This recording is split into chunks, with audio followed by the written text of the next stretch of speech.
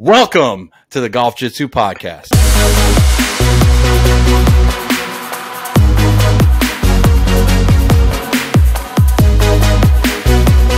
What are you laughing at, you jerk?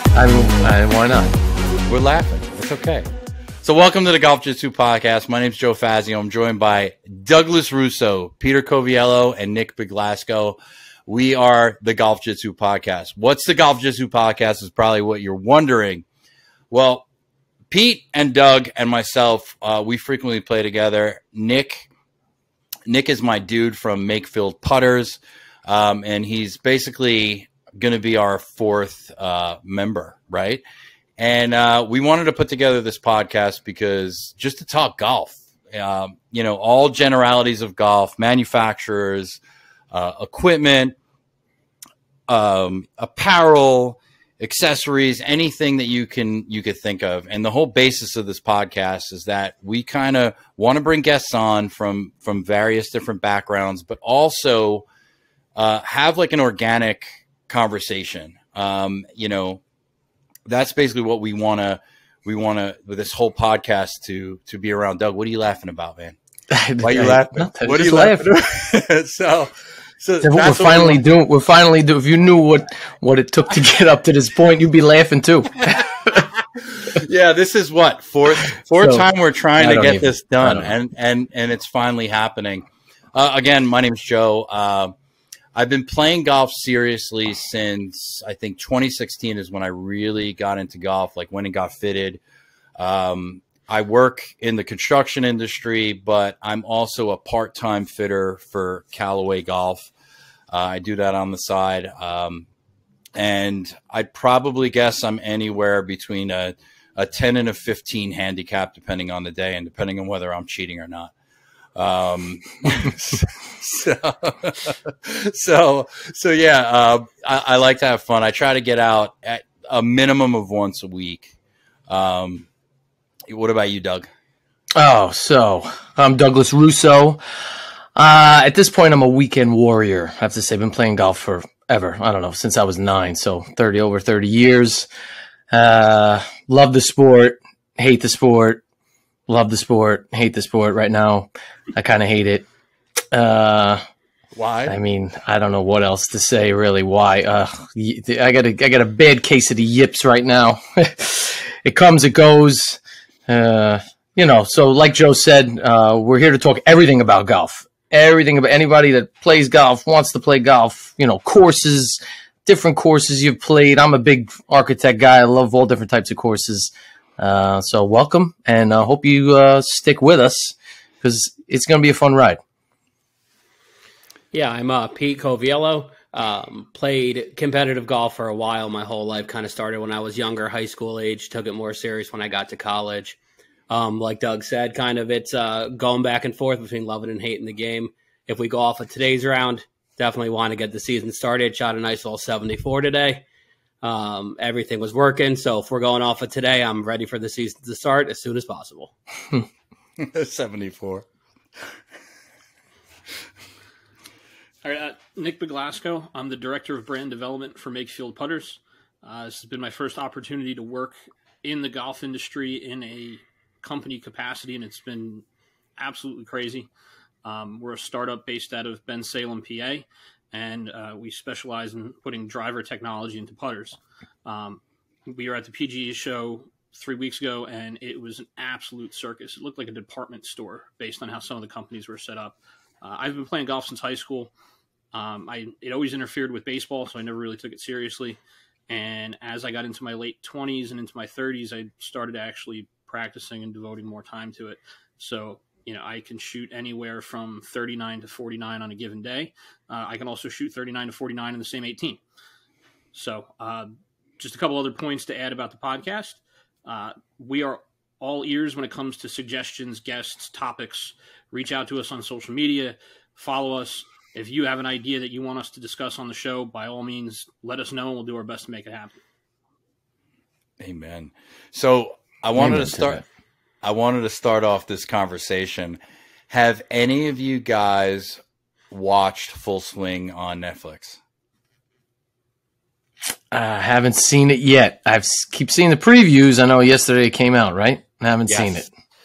Yeah, I caught the first two this morning, actually, before I got out for my round. So it was a whole golf day for me this morning. Yeah. Nice. Yeah, Nick? No, I haven't yet. I'm finishing up a couple other loose ends on Netflix right now, so I'll get to it probably by the weekend. All right, so that's a homework assignment before the next show because I've got some things I'd like to say about it, but I'll keep quiet about that. Doug, you just went on a golf trip. Where'd you go? I just got back from Streamsong in Bowling Green, Florida. It's a resort it was phenomenal. A resort in the middle of Florida. If somebody dropped you off, and I've heard this over and over again, if somebody dropped you off, blindfolded you, dropped you off in the middle of this place and took the blindfold off, you would have no idea you were in Florida. When you think Florida, you think palm trees, flat, everything flat. There wasn't a flat lie on this whole place. Alligators. Well, that was the only thing. It was alligators. That's the only thing about Florida. Alligators all over the place. Yeah. The place is, it was golf heaven, I would have to say. 3 courses, red, blue, and black course. Small little putting course, and then a kind of like a 7-hole little par 3 course that you can just make your shots up here and there. Very fancy, I would have to say. Very, very fancy resort. Now, the golf is phenomenal. It's links golf, really, in the middle of Florida. You want to keep it low. Everything runs. Greens were super quick. Food was good. I would recommend it to anybody. It's going to cost you a little. It's going to cost you a little bit, but if it's a great place to get away in February, coming from the Northeast, I would go back every year from here on out. So based on the alligators, what was the biggest size you saw? I mean, the thing had to be like 20. I mean, I don't know, 25, 30 feet. I have no idea. The thing was just walking along. I don't know. 15 feet? I have no idea. I don't know. 15 feet? Who knows? The friggin' tail looks like it was 10 feet long on this one that was just walking along on the putting green. It was insane. And the guys are just standing there. Like, I'm like 20 feet away filming this thing. And guys are just standing on the putting green. Like, I was like, didn't you guys? Hey, he does it every day. The one guy, hey, he does it every day. I think his name was Lonnie from Long Island. He does it every day, just going to the other stream. I'm like, yeah, I'm good over here. You just snap him in the butt. You know what I mean? Just pull his tail. Yeah, he'll get on his way. Yeah, he'll go right here. Friggin' hit him with a ball. Just whack him in the side. Yeah, they were like that in Kiowa. So when I was down in Kiowa at the Ocean Course, I think it was on hole 5 or 6. There was supposedly like this monster that I missed by like 2 seconds because I was walking up to the tee box and the guys are flipping out. They run to the water. They see this monster. It's like a 15-foot or 12-foot alligator or something like that. And then all I saw was like the tail, his tail just going to the water. But most of them are like 6 to 8 feet. So for us in the Northeast, like you play our courses, and what's the worst that you hear those bullfrogs going? Like, dude, I seen fox. Shark River, you see a fox. That's it. I seen a fox. That's about it. But if you go up to like Vernon over there, I remember one time I was at Vernon and the ranger came around like speeding around and he's like, guys, watch out. There's a bear on the 7th hole. I was like, there's a what? He's like, there's a bear. I said, there's a what? He goes, there's a bear. I said, should we go to the clubhouse? He goes, nah, just stay away from the right side. Yeah. But you said there's a bear. Yeah. But I don't know. I mean, but I have to play my just stay away. Aim man. left. That's it. So bears. I don't know what's worse, a bear or an alligator. I don't know. I was caddying back in college, and I'm in the right rough, and this black periscope just sticks its head like 2-3 feet off the ground. It was like a 10-12 foot black racer. It was a snake, and I was maybe 15 feet from it. And and I didn't know if it was poisonous, not poisonous. No idea. I mean, I hadn't seen a snake in person in my entire life. And the kid I'm caddying with starts chasing it with like a pitching wedge. Like, dude, what are you doing? Like, let's just grab our bags and go. I don't get it. Hey, it's the pitching wedge that keeps him away, right? Yeah, Vernon. There was 7-iron. He'll stay away from my 7-iron. I'll tell you that. Dude, I will pay I'll pay for your round if I could play around with you with the yips. I'd love to see. Oh no, I don't want to even talk about it. I don't want to talk about it. I want to see it. I want to see it because it's terrible, man. Yo, so wait, so I'm at the point now where I'm watching golf, and it's all mental. You know, I'm watching golf, and I'm like, I'm cringing.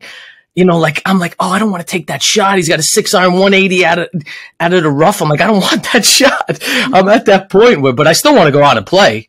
But it's scary, man. It's scary. Well, scary. Well, I gotta go. I gotta go to like a golf shrink or something. No, Pete and I a couple of weeks ago, like right before New Year's, we went out to play. It was like 35 degrees, and we had a buddy of mine who's reasonably new to the sport, and he only plays like once or twice a year. So I said I had heard on the Par Train podcast they had recommended to like get used to playing to scoring low is play from the reds. So I suggested, I'm like, let's play from the red tees. Let's see what happens because, you know, my friend doesn't hit it very far. He's going to struggle with everything. So at the very least, he'll feel like he's, you know, a little bit more comfortable. And maybe you just need to do that just to get that like psychosis going where, you know, try it. It doesn't matter what tee. It doesn't matter what tee because you still got to make every shot. It doesn't matter. It doesn't matter what tee. But I think that's a good idea, right? Because everybody always wants to play the from back tees or play, you know, let's play from the tips. Like, why? For what reason? You know, like I'm good 6,500 to like 6,800 yards, like in between that range. But playing from the reds, the course would be totally different. So now you're playing a totally different course, right? So I have nothing against playing from any different tees ever, you know? No, but we played. But that's not going to help. I'm telling you right now, that's not going to help what's going on over here. It ain't going to help. No, but we played north. So for all you don't know, we have a course by us called Charleston Springs North, and it's kind of like what we consider like a pine. What kind of course would you consider north, Doug? I mean, they want to say it's like link style, so you can. No, Parkland South. Link. Okay. They say link style. It's supposed to be link style that you can play because everything's open in front of the greens. You can run the balls up on the green on every hole, most of the holes. So we'll say link style. It's a link style, and style. You know, all those like so. I tell you, it takes all those fairway bunkers out of play, right, Pete? Like none of those fairways bunkers were in play at all. And we basically every shot, you know, if you were driving it well, you know, you were a wedge into the green. And it totally. So now, Pete, how did you guys? Oh, sorry, Joe. Go ahead. No, I was going to ask how did you guys end up playing? I think what I can recall, I think I was like 3 under. Joe was what were you 1 or 2 under? Yeah, 1 under on 18 holes. 18 holes. Yeah, I had a blow up hole on a par 3. Really? Yeah, totally blew it up. Yeah, Yeah, you did. Yeah, because you still got to make the putts. Like that's the thing. You still got to putt and you still got to chip. So, well, I don't know if you know this. You're saying because like the par 5s, because the par 5s played like par 4s. Is that really why? So yeah, exactly. Dude. Like there was a couple par 5s where we were coming in with like maybe an 8, maybe a 9 if you hit a good drive, like just kind of short playing like par 4s. Gotcha. There was a couple of shots where like we were just walking and we just like, well, I want to hit my 5-iron, so we just dropped the ball and just hit it to see where it would land. You know, like just because we hadn't hit any of the long clubs, like it takes everything out and totally. I kind of one of the greatest things for me is it showed me where my weaknesses are, and it's like in those longer irons because I don't think I touched anything from a 7 to a 4. So it was like Pete said, 8, 9, and then my wedges. You know, so, and then with putting, you know, you're basically, you're pitching from, you know, 50 yards out or less than 100 yards. You're putting it to 10 to 20 feet from the pin. So you're 1 or 2 putting every time. Right. You know, there was no missed shots. So that's what I would recommend you doing. And all right, let's do it. Yeah, let's go, man. There's no harm in it. Good segue there, putting. Now, Nick, I got a question with the Makefield. Now, what's like the story behind, or maybe not the story, but what is Makefield? Because I mean, I've seen Joe's putter, and it's wild looking. How do you guys come up with the design like that? So we're actually in a good way, wild. our owner and founder and a co-founder and our engineer on, I believe, the next episode, and they're going to be able to talk about okay, way great. above my tech level. But the idea is, if you look at most putters, you screw the holes into the sole of the club, right?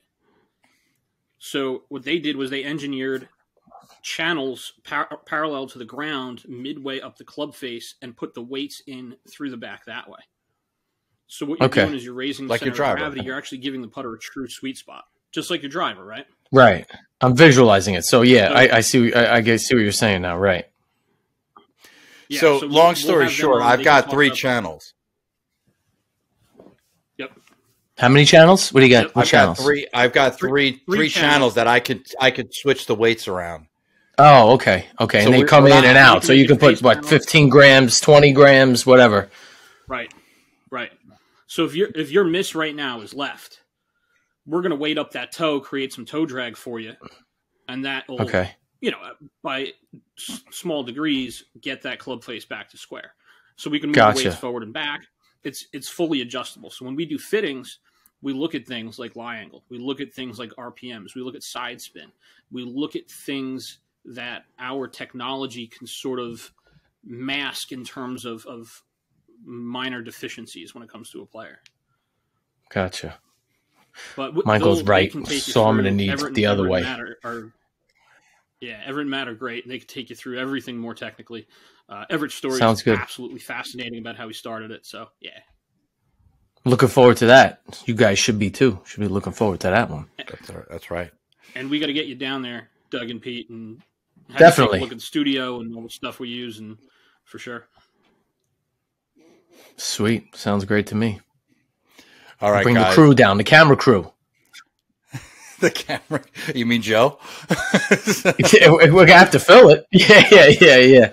I can't wait to talk about Full Swing, man. I can't wait to talk about that show. You guys got to watch it. All right, I'm gonna watch it tonight. Tonight, I'm gonna watch it. Did you guys see that stat on Rahm where he's played against over the past 4 months like 750 golfers and only 28 have beaten him? Dude, he's next level right now. It's crazy. It's insane what he's doing right now. And the way he drives that ball, holy cow! I think he's averaging. What is this? Like 320, 325 carry with the new paradigm driver. That's just insane. Shameless Callaway plug. guy. There you go. Plug. Shameless. Plug. So, all right, guys, thanks for listening. This podcast is going to be available on all your favorite platforms, including Spotify and iTunes. So check it out at the GolfJitsu Pod. Follow us on Instagram, on Twitter, on whatever other social media outlets you guys really want to feel like posting on, but those are primarily the two. So the GolfJitsu Pod. Thanks for watching. Thanks for listening, and check you out on the next one.